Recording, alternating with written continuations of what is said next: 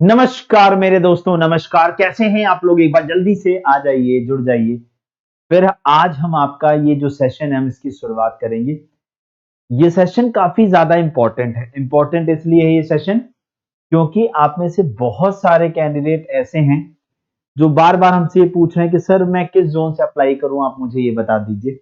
लेकिन उससे पहले एक चीज देखने को मिल रही है कि धीरे धीरे बच्चों का जो इंटरेस्ट है, बच्चों का जो क्रेज है रेलवे को लेकर के, वो कम होता जा रहा है।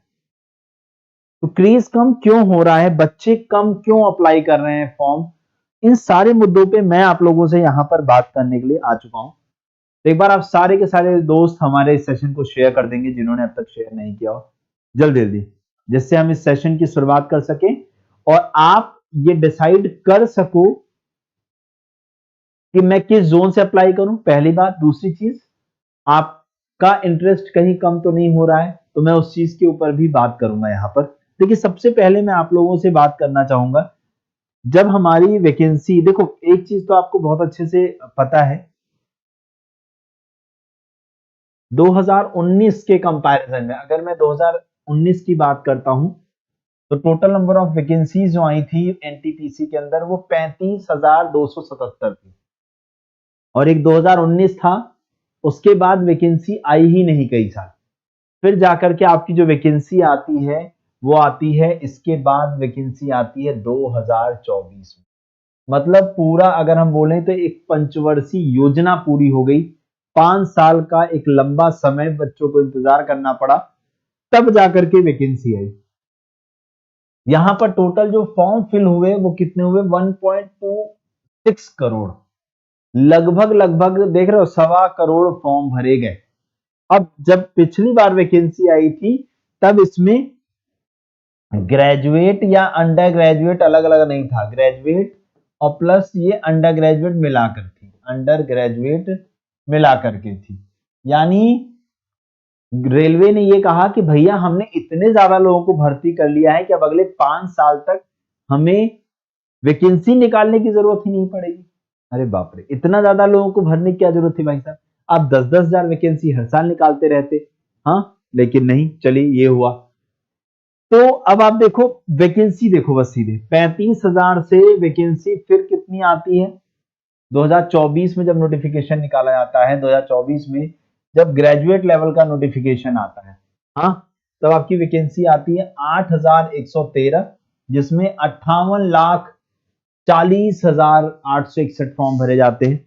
और वहीं जब हम अंडर ग्रेजुएट लेवल की बात करते हैं तो इसमें वैकेंसी आती है 3,445 और इसमें 63,026 फॉर्म भरे जाते हैं। तो कुल मिला के अगर आप यहां भी देखो तो 8,000 और 11,500 समथिंग, यानी 35,000 से वैकेंसी कितना आ जाती है? 11,500 प्लस। समझ रहे हो? 35,000 से गिरा तो सीधे 1/3 ही कर दिया इन्होंने, 1/3 से भी कम हो गया कहीं पर। उसके बाद आती है आपके 2025 की वैकेंसी। अगर मैं 2025 की वैकेंसी की बात करता हूं तो यहां पर ग्रेजुएट लेवल में वैकेंसी कर दी जाती है 5800, जबकि पिछली बार 8,100 समथिंग वैकेंसी थी। ठीक, तो मतलब यहां भी गिरावट आई। यहां पर देखो 3,058, लेकिन अंडर ग्रेजुएट लेवल में मैं कहूंगा ज्यादा गिरावट देखने को नहीं मिली, लेकिन ग्रेजुएट लेवल में गिरावट देखने को मिली। जबकि इस बार ग्रेजुएट लेवल में इन्होंने एक पोस्ट ऐड की है ट्रैफिक असिस्टेंट की, एक पोस्ट ऐड की है ट्रैफिक असिस्टेंट की। तो वैकेंसी बढ़नी चाहिए थी, बट वहां भी वैकेंसी क्या हुई है? कम हुई है। तो आप, पहली चीज मैं आप सब लोग को एक बात याद दिलाना चाहूंगा, हमारे जितने छोटे भाई बहन, कि अगर आपने अभी तक फॉर्म नहीं भरा है बेटा, तो 20 नवंबर फॉर्म को भरने की लास्ट डेट है ग्रेजुएट लेवल की। हाँ, तो आपके पास ज्यादा समय नहीं बचा हुआ है।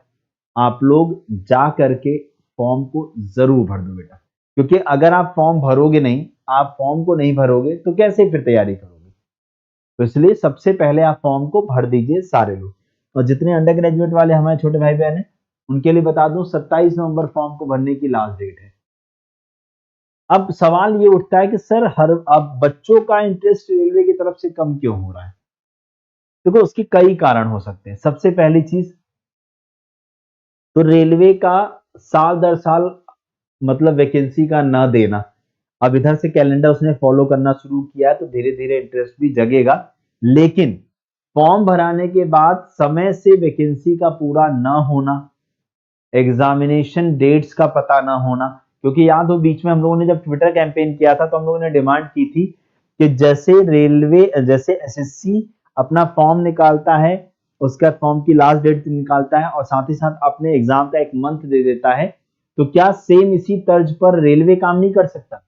रेलवे से भी हमने यही रिक्वेस्ट की थी, हमने एक एनुअल कैलेंडर मांगा और एनुअल कैलेंडर में हमने ये कहा कि हमें फॉर्म निकलने से, फॉर्म भरे जाने की लास्ट डेट के साथ साथ हमें एग्जामिनेशन का 1 महीना भी दिया जाए। भले वो टेंटेटिव है, टेंटेटिव होगा तो आपके ऊपर भी प्रेशर होगा कि उसके आसपास हमें एग्जाम कंडक्ट कराना है, तो इसलिए रेलवे को भी टेंटेटिव एग्जाम कैलेंडर देना चाहिए। इसका एक एग्जांपल है जैसे आपकी ग्रुप डी की जो वैकेंसी 2024 की 32,000 वैकेंसी है, लेकिन बार बार ये था चलो वैकेंसी बढ़ेगी बढ़ेगी बढ़ेगी, लेकिन कोर्ट केस में वो वैकेंसी फंस गई है। हाँ, कभी कहते हैं कि कैट फैसला सुनाएगा, कैट का फैसला जो है वो गवर्नमेंट के फेवर में या आरआरबी के फेवर में चला जाता है। फिर आरआरबी ये चाहती है कि सब लोग एग्जाम दे लें, आरआरबी ये चाहती है कि हम एग्जाम जल्दी से जल्दी कंडक्ट करा लें। तो ये सारी चीजें जो है इनकी वजह से बच्चा थोड़ा सा जो है कम इंटरेस्ट ले रहा है कि यार ये तो कोर्ट केस में चली गई वैकेंसी। हालांकि अभी इतना खाली ग्रुप डी के अंदर ही हुआ है, बाकी एएलपी टेक्नीशियन, आपका आरपीएफ की वैकेंसी, अब आरपीएफ में भी बवाल चल रहा है। आरपीएफ की वैकेंसी को कहा जा रहा है कि हम एसएससी के थ्रू कराएंगे, तो ये भी तो एक बवाल क्रिएट करने वाली बात हो रही है। तो इन्हीं सारी चीजों से बच्चों का इंटरेस्ट कम हुआ है और हो सकता है इस बार काम फॉर्म जो है वो कम फिल हो कंपेरेटिवली लास्ट ईयर के, समझ गए? चलिए उसके बाद देखो, अगर हम इस बार बात करें, आप में से बहुत सारे कैंडिडेट अब ये पूछते हैं कि सर हम किस जोन से फॉर्म भरें, कहां से फॉर्म भरें। अभी भी बहुत सारे बच्चे यही देख रहे हैं और मैं जानता हूं कि बहुत सारी वीडियोस आपको यूट्यूब पर लोगों ने बनाकर ये बता दिया है कि इस जोन से फॉर्म भर दो, इस जोन से फॉर्म भर दो। मैं बस एक चीज कहना चाहूंगा बेटा, सपोज मान लो मैं पर्सनली सारी चीजें एक्सप्लेन करूंगा आपको। मान लो मैं लखनऊ से बिलोंग करता हूं, मैं प्रॉपर रहने वाला हूं, वैसे प्रॉपर तो इलाहाबाद का हूं बट लखनऊ में रहता हूं, इसलिए मैंने बोला मैं लखनऊ से बिलोंग करता हूं। अब मुझे एक बात बताइए, अगर मैं लखनऊ से हूं तो मैं कहां काम कर पाऊंगा, मतलब किस जोन में काम कर पाऊंगा? पहले मैं अपने 3 जोन सेलेक्ट करूं खुद से। जैसे मैं काम कर सकता हूं आरआरबी गोरखपुर में, गोरखपुर जाके, गोरखपुर पास में 100-200 किलोमीटर पे। उसके बाद मैं काम कर सकता हूं प्रयागराज में। और मैं कहां काम कर सकता हूं? देखो, मैं गोरखपुर काम कर सकता हूं, मैं प्रयागराज काम कर सकता हूं, और मैं काम इजीली कहां कर पाऊंगा? तो बिलासपुर, चेन्नई, भोपाल नहीं, कानपुर नहीं, नहीं कानपुर कह रहा हूं, मुजफ्फर, मुंबई, मालदा, मुजफ्फरपुर, रांची, सिकंदराबाद, सिलीगुड़ी, तिरुवनंतपुरम। देखो 2 जोन तो हमें क्लियरली दिख रहे हैं कि ये 2 जगह तो हम लोग फॉर्म आराम से भर ही पाएंगे। इन 2 जगहों पे हम तो मतलब ये 2 जोन तो हमारे लिए है। अब आप तीसरा वो जोन सेलेक्ट कर लेना जहां आप जाके इजीली काम कर सकते हो। जैसे अगर मैं इसमें लूं पटना जाके, मैं पटना जाके इजीली काम कर सकता हूं। मान लो मैंने ये 3 जोन सेलेक्ट की। ऐसे आप जहां से बिलोंग करते हो वहां के पास में, वहां के नियर में, वहां के पास आप 3 जोन सेलेक्ट करो पहले, ठीक? उसके बाद जहां पर आपको ज्यादा वैकेंसी दिख रही है या जहां से आपको ये लग रहा है कि आपका घर आना जाना आसानी से हो सकता है, तो आप जो है वहां से फॉर्म भर दो। क्योंकि बेटा आरआरबी चेंज कराना बड़ा मुश्किल काम है, बहुत मुश्किल काम है। बस आप ये समझ लो ज्वाइनिंग से लेके रिटायरमेंट लेने तक का प्लान करके जा रहे हो, तो इसलिए आरआरबी चुनते समय इस बात का खास ख्याल रखना कि आपको वहां अपना जीवन यापन करना है 60 साल का। क्या आप घर वालों से दूर रह पाओगे? क्योंकि आज तो हम तहस तहस में कह देते हैं कि अरे सर कहीं भी नौकरी लग जाए, नौकरी तो करनी ही है, कर लेंगे। लेकिन साल 2-4 साल रहने के बाद फिर लगता है अरे सर घर क्यों ट्रांसफर नहीं दे रहा है, आरआरबी ट्रांसफर नहीं हो रहा है हमारा, अब बताइए हम क्या करें? फिर आप ऐसे परेशान होते हो। तो इसलिए ये सब चीजों को छोड़ दो कि कोई बता रहा है यहाँ से फॉर्म भर दो, वहां से फॉर्म भर दो, ये सेफ जोन, ये डेंजर जोन। मेरे को लगता है कि आप जहां पर रहकर अपने 60 साल का जीवन यापन कर पाओगे, अपने घर वालों से दूर रह के जीवन यापन कर सकते हो, तो आप वहां से फॉर्म भरो, बात खत्म। ये ग्रेजुएट लेवल की टोटल वैकेंसीज हैं बेटा आप लोगों की, और यहाँ मैं आपको दिखा दूं ये अंडर ग्रेजुएट लेवल की टोटल वैकेंसीज है। ठीक है, तो आप जिस भी आरआरबी से फॉर्म भरना चाहते हो ये मैं आपके ऊपर छोड़ता हूं, आप उस हिसाब से भर दीजिए। ठीक है, अब मैं आप लोग को एक और तरीका बताता हूं उसको सेलेक्ट करने का कि आप कहां से सेलेक्ट करो। ठीक है ना, RRB NTPC, NTPC, RRB NTPC graduate level, RRB NTPC graduate level cut off, graduate level cut off. अब आप यहां से ग्रेजुएट लेवल की कट ऑफ जान लो पहले। ठीक है ना, एनटीपीसी की। तो अब मुझे एक बात बताओ, आप जहां से भी फॉर्म भरने वाले हो पहले 2024 की ग्रेजुएट लेवल की कट ऑफ देख लो। ठीक है, कितनी कट ऑफ गई थी। हाँ, अब ये देखो, जैसे चंडीगढ़ की बात करें 410 वैकेंसी थी, 77.54 कट ऑफ गया। अहमदाबाद 516 वैकेंसी, 76.72 गया। Prayagraj 227 vacancy, 76.86। Ajmer 132 vacancy, 74.37। Muzaffarpur 12 vacancy थी, 74.26। Patna 111 vacancy, 73.71। Kolkata 1382 vacancy, 73.46। Guwahati 516 vacancy, 73.37। Thiruvananthapuram 174 vacancy, 70। Siliguri 40 vacancy थी, 69.35। मालदा 198 वैकेंसी थी, 60.48। उसके बाद गोरखपुर 129 वैकेंसी थी, 73.20। भोपाल 155 वैकेंसी थी, 73.14। बिलासपुर 649 वैकेंसी थी, 72.66। भुवनेश्वर 758 वैकेंसी थी, 72.44। जम्मू श्रीनगर 145 वैकेंसी थी, 72.26। Mumbai 827 vacancy, 71.12। Chennai 436 vacancy, 70.82। Secunderabad 478 vacancy, 70.40। Ranchi 332 vacancy, 68.27। Bengaluru 496 vacancy, 67.95। जब आप आरआरबी सेलेक्ट कर रहे हो उस टाइम आप इस चीज का भी खास ख्याल रखना कि किस आरआरबी का कट ऑफ 2024 में क्या गया था, उसको देख करके फिर आप आरआरबी फाइनल करना और अपने जोन को सिलेक्ट करना। ठीक है ना, ये मुझे लगता है काफी अब हेल्प करेगा आपके आरआरबी को सिलेक्ट करने में। ठीक है, तो अगर देखो बेटा आपको अच्छे से प्रिपरेशन करनी है और आप चाहते हो इस बार अच्छे से तैयारी करना, तो देखो बेटा मैं आप लोगों के लिए फ्री यूट्यूब क्लासेस कर रहा हूं।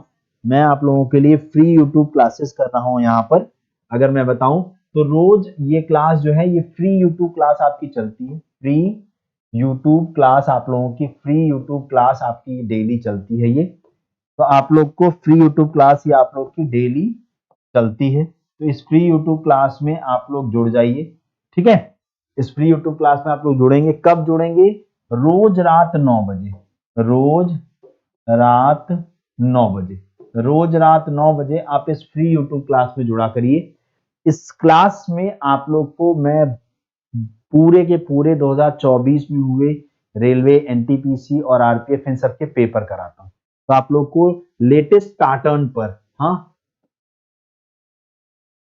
लेटेस्ट पैटर्न पर आप लोगों को जो है सारी चीजें मिल जाएंगी। ठीक है, और अगर आप लोग अच्छे से तैयारी करना चाहते हो, अगर आप लोग चाहते हो अच्छे से तैयारी करके सिलेक्शन लेना, सिलेबस को पूरा करना, तो बेटा उसके लिए हम लेकर आए हैं आपका सुपर 5000 बैच। इसमें 20th ऑफ नवंबर से आप लोगों की क्लास जो है वो क्या होगी, क्लास स्टार्ट होगी। 20th ऑफ नवंबर से क्लास स्टार्ट होगी। तो आप लोगों को करना क्या है, Y461 यही कूपन कोड यूज करना है। Y461 यही कूपन कोड यूज करना है, यही कूपन कोड यूज करना है Y461। और यह बैच आप लोग को मिल जाएगा मात्र और मात्र, कूपन कोड Y461 आप जैसे ही लगाओगे यह बैच आप लोग को मिल जाएगा मात्र कितने रुपए में, 749 रुपीज में। और इसका मैं पूरा टाइम टेबल वगैरह बता देता हूं आप लोग को, आप लोग सुनिए, समझिए और तैयारी में लग जाइए बेटा। ठीक है, तो चलो देखो इस बात को समझ लो कि कैसे जुड़ोगे आप लोग इस बैच के अंदर। तो आपको गूगल क्रोम पे जाना है। जैसे ही आप यहाँ पहुंचोगे आपको अड्डा 24/7 की वेबसाइट पे चले जाना। जैसे यहाँ पहुंचोगे ऑल कोर्स, ये है रेलवे, ये है आरआरबी एनटीपीसी। जैसे इस पर पहुंचोगे ये है देखो बेटा आप लोग का सुपर 5000 का बैच। इस बैच पे आपको live class, mock test, e book, video course और वो भी अगले डबल वैलिडिटी के साथ, मतलब 24 महीने की वैधता के साथ मिलेगा। यहाँ मोर ऑफर्स पे जाना है, इतना नहीं पे करना है। मोर ऑफर्स में पहुंचने के बाद यहाँ पर देखो पूछेगा कि आपके पास कूपन कोड है, तो आप लगाएंगे Y461, इसे लगा के अप्लाई करेंगे। जैसे आप अप्लाई करेंगे देखो 799 होगा पहले तो। फिर एक काम करना, आप लोगों ने कूपन कोड क्या लगाया बेटा, आपने डिस्काउंट कोड, आपने कूपन कोड क्या लगाया, आपने कूपन कोड लगाया, आपने कूपन कोड लगाया यहाँ पर Y461, इस कूपन कोड को लगाया और प्लस आपने कॉइन से लगाना है। जैसे ही आप इसमें जुड़ते हो फिर आपको ये 749 रुपीज में मिल जाएगा। बिल्कुल भी लेट ना करें आप लोग, इसमें जुड़ जाएं और आज से ही तैयारी स्टार्ट करें। आज से ही तैयारी स्टार्ट करें, आज से ही तैयारी स्टार्ट कर लें, बिना सोचे समझे आप लोग इसमें लग जाओ। बेटा मैं आपको एक बात बता दूं कि आप लोग का कंप्लीट सिलेबस यहां पर हो जाएगा, उसके लिए आप बिल्कुल निश्चिंत रहें, ठीक है ना। डन है, आप लोग बिल्कुल निश्चिंत रहें, आप लोग का यहाँ सिलेबस कंप्लीट होगा। अब मैं आपको टाइम टेबल बता देता हूँ, क्या है टाइम टेबल। ऐसे स्क्रॉल करके नीचे जाना बेटा, स्टडी प्लान पे जाना, इसमें आपको रीजनिंग मैं पढ़ाने वाला हूं, इस बात का ध्यान रखते हुए बैच में एनरोल कर लो तुरंत, ठीक है। तो ये देखो स्टडी प्लान, यहां पर चले जाओ। जैसे यहां पहुंचोगे आप लोग को ये दिख जाएगा, तो Y461 यही कूपन कोड लगाना बेटा। कोई और कूपन कोड लगाओगे फिर मैं आप लोग को प्रॉपर जो है गाइड ना कर पाऊं, फिर दिक्कत हो जाएगी। क्योंकि मैं आप लोग को टीयर 1 हो टीयर 2 हो, आपको दिक्कत आ रही है, डर लग रहा है, सारी चीजों के ऊपर मैं डिस्कशन करता रहता हूं, आपको प्रॉपर गाइड करता हूं, ठीक है। Thank you so much, bye bye, take care. सभी लोग इस सुपर 5000 के बैच में एनरोल कर लेना बेटा। बस आप लोग को एक चीज का ध्यान रखना है, कूपन कोड आपको Y461 यही लगाना है और प्लस कॉइन्स लगाना है। तो ये आप लोग को मात्र और मात्र कितने रुपए में मिल जाएगा, मात्र और मात्र मिल जाएगा 749 रुपीज, 749 रुपीज, ठीक है। Okay, thank you so much.